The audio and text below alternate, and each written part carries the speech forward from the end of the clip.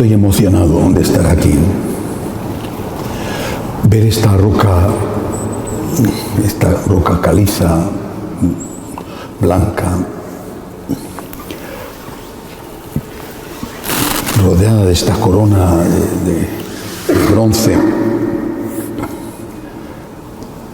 te sitúa en aquel día y en aquella hora. Tenemos el objetivo en esta peregrinación de intentar ver las cosas como las vio Jesús y sentir las cosas como las sintió Jesús.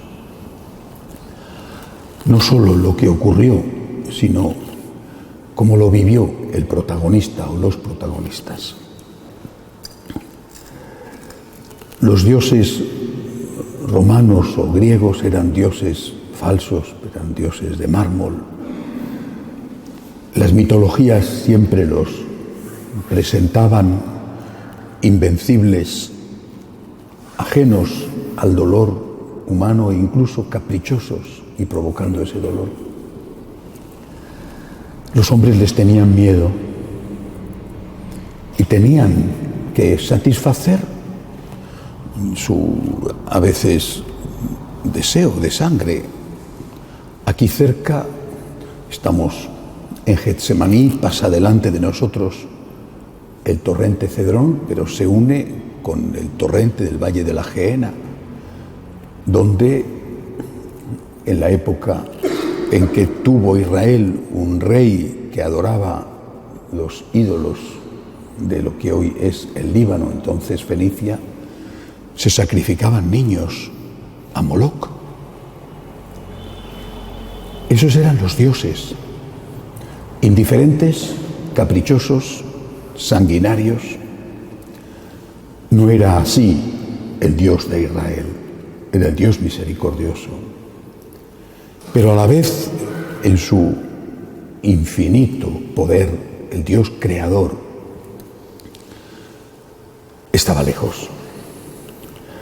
No podían llamarle por su nombre, tenían que buscar sinónimos. Decir a Dios su nombre era considerado una blasfemia. Y de repente Dios se hace hombre. En el vientre de una mujer nace un bebé en una cueva de ovejas. Crece, trabaja, carpintero, se enferma, pasa hambre. Tiene un corazón. Ese corazón es completamente humano y es, por supuesto, Dios. Ese corazón humano ama a su mamá, a su padre adoptivo San José, le tuvo que querer muchísimo. Seguramente conoció a sus abuelos. Y sabemos por el Evangelio que amaba también, por ejemplo, a Lázaro, a Juan, amaba. Este Dios hecho hombre tenía amigos, amaba a sus amigos. En esos amigos estábamos representados cada uno de nosotros. Y ese Dios hecho hombre, ese corazón de Jesús, porque amaba, necesitaba ser amado. Cuando uno ama, de alguna manera se hace débil, porque aunque te pueden hacer daño muchas personas, sin duda la persona que más daño te puede hacer es aquella a la que más quieres, la que está más cerca de tu corazón. Este corazón de Jesús, que amaba a sus amigos, necesitaba cariño, compañía, consuelo. Muchas veces se lo daría a su mamá. Y cuando ya era un adulto, pues por lo menos en esta ocasión sabemos que pidió ayuda Y hay que fijarse bien en el tipo de ayuda que pidió. Porque esa noche terrible, esa noche él no pidió comida. Habían cenado, acababan de cenar. Esa noche él pidió compañía. Y pidió oración. Compañía y oración. Es muy importante esto, porque a veces pensamos, ¿cómo podemos hacer algo por Jesús? Y algunos dicen, pues hay que dar de comer al hambriento. Sí, sí, porque en el hambriento está Jesús. Pero Jesús está también en el sagrario. Jesús necesita nuestro cariño, nuestra compañía. Eso es lo que pidió a aquellos. A todos, a los 12, 11 ya esa noche. A 3 de ellos, pocos días antes, les había dado una sobredosis de motivos para que creyeran en él, la transfiguración en el Tabor. Ellos habían escuchado la voz de Dios que hablaba. Ellos habían visto a Moisés y a Elías adorándole. Ellos, esos 3, habían escuchado a Dios decir, es mi hijo bien amado. Lo mismo que había hablado en el Jordán cuando fue bautizado por Juan. Tenían que estar suficientemente preparados para resistir la crisis que estaba ya a punto de llegar. A ellos Jesús les pide, por favor, estoy pasándolo muy mal. Por favor, estad a mi lado. Sois mis amigos, mis mejores amigos.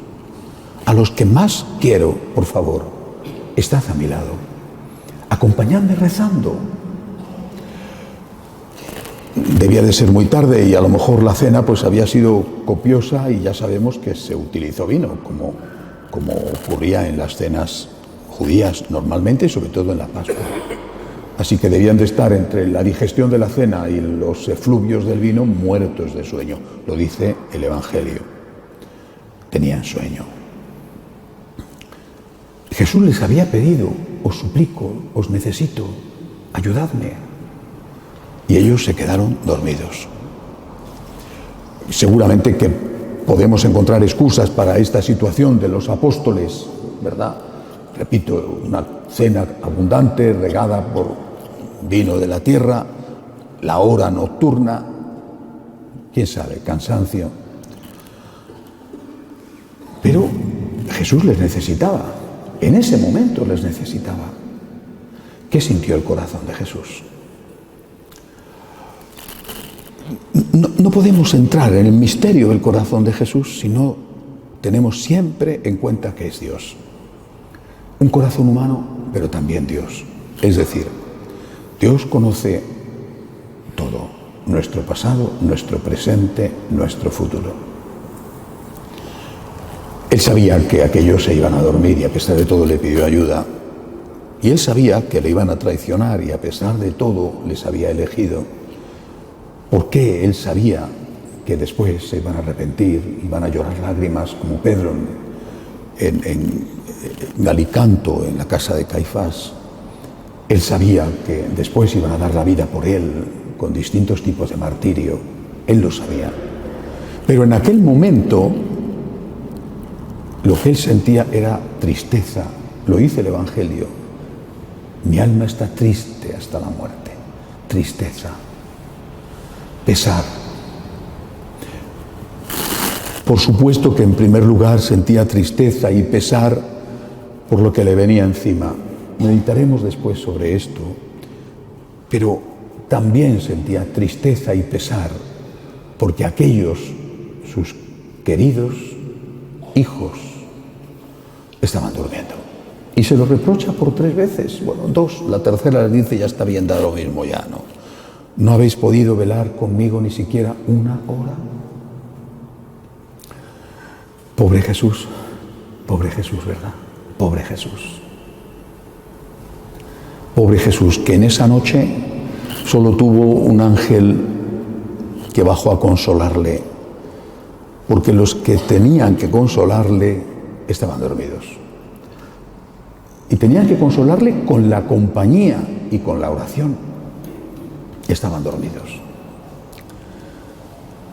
Aparecerán algunos personajes todavía en esta historia hasta el momento de su muerte que no se comportaron así.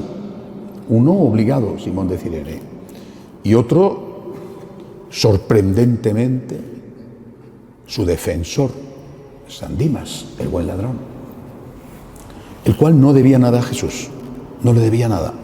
Jesús no había hecho nada por él. Y sin embargo es el único que da la cara, el único que le defiende y el único que proclama su divinidad en ese momento.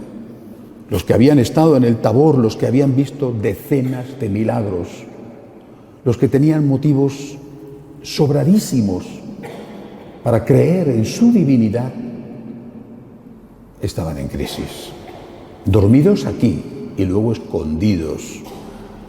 Pobre Jesús, pobre Jesús, pobre Jesús. Y la pregunta natural es, ¿y nosotros qué? Recuerdo hace muchos años, era un jovencísimo sacerdote, debía llevar un par de años ordenado, no más.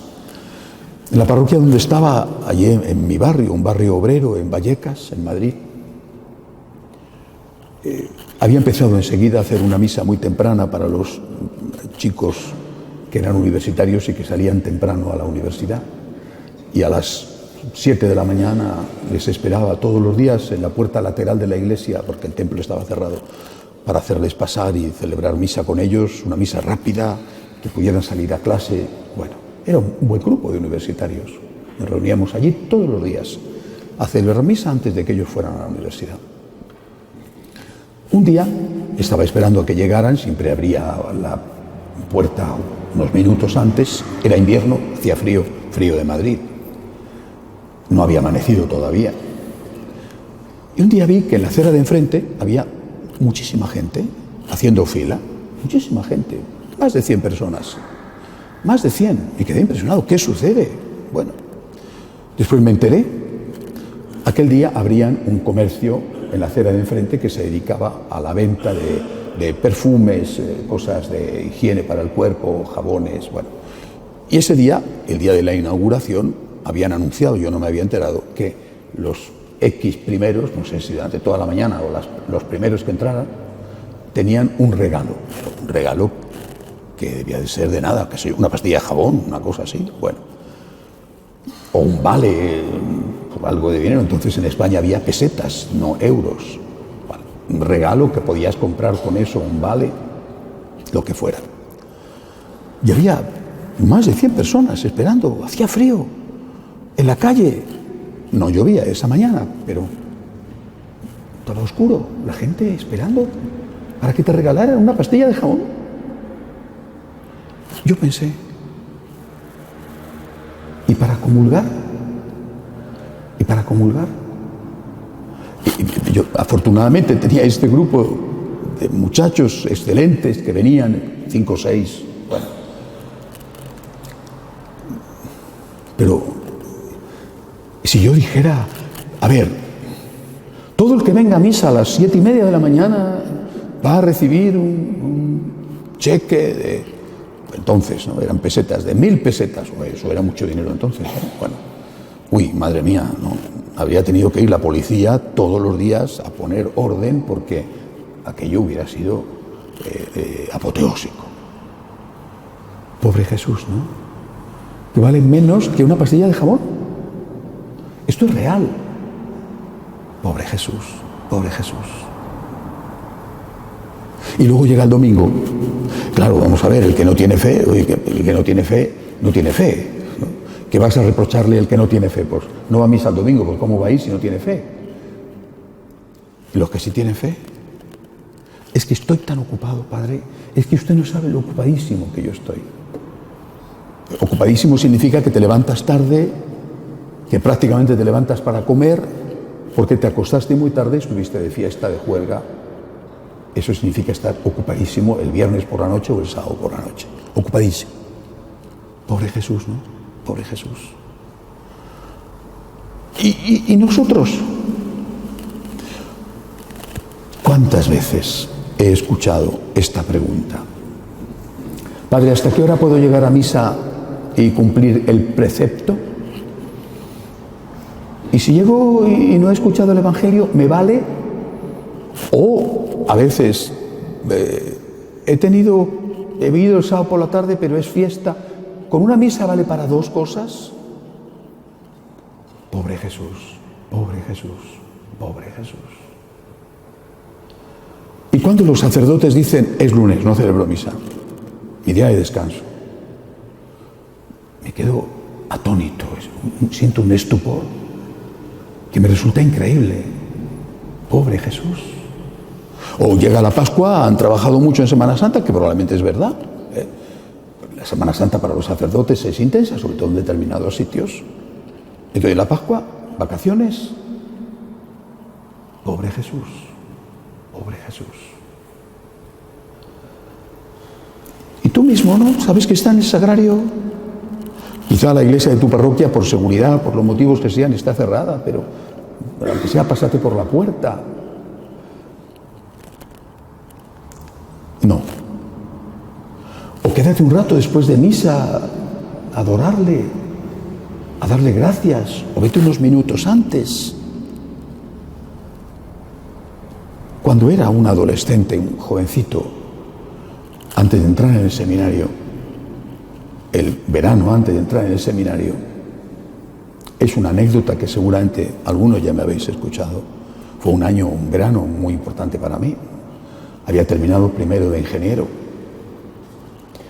y me preparaba para entrar en el seminario en septiembre. Pero aquel verano nos fuimos con mi madre y mi hermana a la casa de campo que teníamos en más o menos 70, 80 kilómetros de Madrid, junto a un río, un sitio precioso. Mi papá se quedaba en la ciudad, en Madrid, trabajando, pero mi hermana, mi mamá y yo estábamos en el campo, un sitio maravilloso. Solo tenía un problema. El pueblo estaba lejos. Yo no conducía, tenía 18 años recién cumplidos. ¿Qué hacía? Había pasado todo aquel año antes de entrar en el seminario, mientras que estaba estudiando primero de ingeniero, yendo a misa todos los días. Y muchas noches dormía 4 o 5 horas nada más. Tenía que estudiar porque trabajaba con mi padre en la tienda. Y tenía que estudiar, y para poder estudiar por las noches tenía que masticar los granos de café para no quedarme dormido. No tomar café, sino masticar los granos de café a fin de no quedarme dormido. Dormía 4 o 5 horas. Mi padre dormía por el estilo y no lo hacía por Cristo. Lo hacía porque tenía que sacar adelante a su familia. Pero yo no faltaba a la misa por la mañana, y eso suponía levantarme 1 hora o hora y media antes. Aquel verano, pues me encontré con que no tenía forma de ir a misa. El pueblo estaba a varios kilómetros y tardaba, yo no recuerdo ya muy bien, pero eran más de 2 horas andando, solo podía ir andando. No lo dudé nunca, ni un día, ni un momento. 2 horas andando y 2 horas andando de vuelta. Hubiera ido 4 horas. Hubiera ido descalzo. Es Jesús. Es Jesús. Y nosotros, es que hoy tengo tanta pereza. Misa diaria, pero tengo tanta pereza. Estoy tan ocupado, soy tan importante, tan importante. Pobre Jesús, pobre Jesús. Aquello de hace 2000 años aquí se repite todos los días, y todos los días te dice: mi alma está triste hasta la muerte. ¿Por qué está triste hasta la muerte? Guerras, problemas en la iglesia, gente que no tiene trabajo, familias rotas, abortos, injusticias, violaciones. Todo eso son los pecados de los hombres que caen sobre la espalda de Cristo. Mi alma está triste hasta la muerte. ¿Por qué no puedes velar una hora conmigo? Una hora conmigo. ¿Por qué no vienes a misa todos los días? ¿Por qué no comulgas todos los días? Te necesito, te necesito. Pero ¿cómo puede Dios necesitar al hombre? Pues sí, porque Dios se hizo hombre. Es decir, Jesús, Dios hombre, necesitaba a su mamá que le diera calor y que le diera el pecho. Y después necesitó el abrazo de un amigo. Y aquí, en Getsemaní, necesitó la compañía y la oración de los suyos. Su mamá siempre cumplió, siempre. Sus amigos le dijeron, tengo sueño. Entremos en el corazón de Jesús, pidámosle perdón por las veces en que le hemos dicho estoy ocupado, no tengo tiempo, tengo otras cosas más importantes que hacer, soy tan importante. Pidámosle perdón por las veces en que no hemos ido a misa cada día, por las veces en que no hemos rezado cada día, por las veces en que no le hemos hecho compañía cada día, por las veces en que no le hemos defendido cada día. Señor, perdóname, soy un pecador. Qué mal amigo soy y qué buen amigo eres tú, que a pesar de todo me sigues queriendo y tratando como aquello que no merezco, como un amigo.